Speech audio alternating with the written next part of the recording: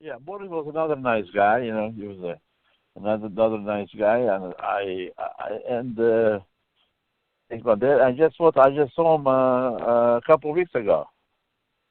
We have a big Oh, right. convention in Philadelphia, and we was sitting on the same table, autograph selling for the promoter did autograph pictures. And Boris was there. Boris was there. I didn't almost recognize him. He lost lots of weight, and he had a beard. But he was still the same guy. That's funny. We didn't think about that. With Boris Zhukov having the big long beard and looking a little different. We always picture you guys kind of staying the same because whenever you see you at one of the conventions or one of the shows, you always have the trademark jacket, and that's so cool to see that you've got that going because it triggers all the memories, it triggers all the fun times, and that scene with Boris. People like to take a picture with me with my jacket, my hat on. They love it because they remember that the jacket But I switched, I'm a good guy. Vince McMahon, I got me a brand new jacket, white jacket with nice American emblem on the back, and I told him I took my old jacket, put American flag and Russian flag, and Vince said, I like that one better, so keep that one. And I remember that like it was yesterday when the Russian flag and the American flag met on the jacket, and you were teaming with Hacksaw Jim Duggan. But did you like finally being able to become a babyface and get cheered by the fans? Because it was great that you finally switched sides. You turned on, or Boris Zhukov and you guys broke up, and you became that babyface. Did you like finally being able to switch over? Yes. It was a time for switch over because, like I said, time changed. Time was changing. Everything was changing. Communism was finished. And everything was changing. It was no more Russia kind of let other countries freedom like Ukraine, Belarus, Lithuania, stuff like that. So communism was gone. That was it. It was a great time, and it was so awesome to see you two teaming up, you and the Hacksaw. What a great duo. You guys made great opponents, but you also made a pretty formidable team.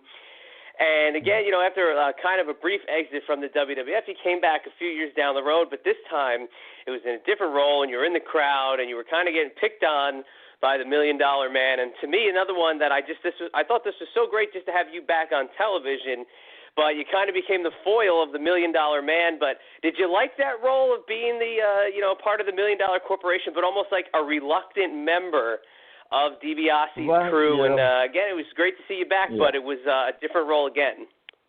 Yeah, it was a different role again. Like I said, people change, time change. And you have to bend with the wind, otherwise it's gonna blow you away. Very different if you like it or not. If you don't bend with the wind, it will knock you away. And what did you think about that point? What did you think about how the roster had changed at that point? The younger guys starting to come in, and really the changing of the guard was beginning to take place with the WWF. But it was a new generation of wrestling, a new generation of wrestling. They have lots of young kids, and it was good. It was good. I still there today. It's very good. I was in the last couple of WrestleManias, and I enjoyed it.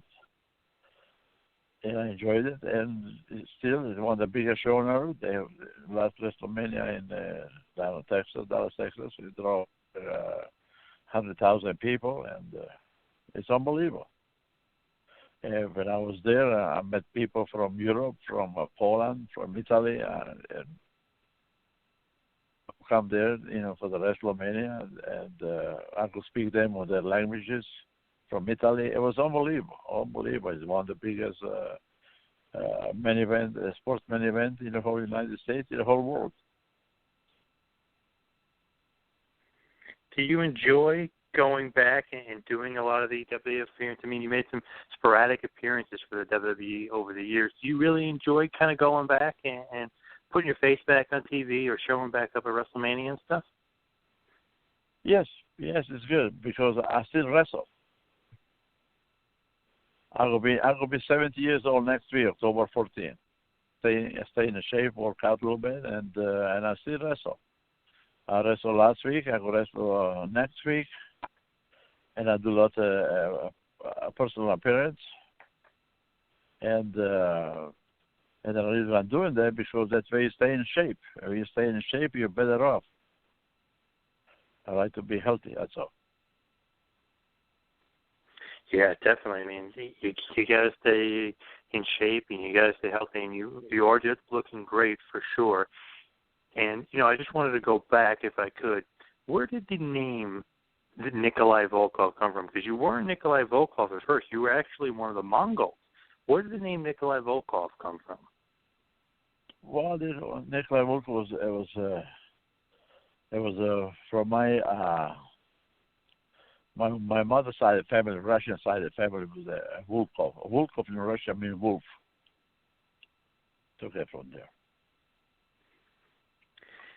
Oh, okay. I was always very curious about that because obviously, you're one of the Mongols and you become Nikolai Volkoff, and then obviously, we talked about earlier. And Nikolai is my middle name, anyhow. Oh, okay. So all coming together, and then obviously you became Nikolai Volkoff, and you had that great feud with Bruno. You sell out MSG eventually. You go for the WWF, the world title, and everything else, but thinking back as I start to wind it down here, and thinking back at your career, I mean, we mentioned Bruno. You had world title matches against Bob Backlund as well, but do you have a couple of favorite matches or maybe a favorite match that sticks out in your career?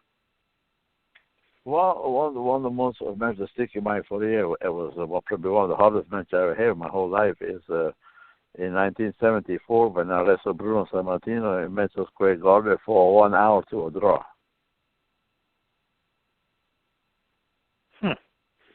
That was the first time anybody wrestled Madison Square Garden for 1 hour, and probably last time we wrestled for 1 hour to a draw.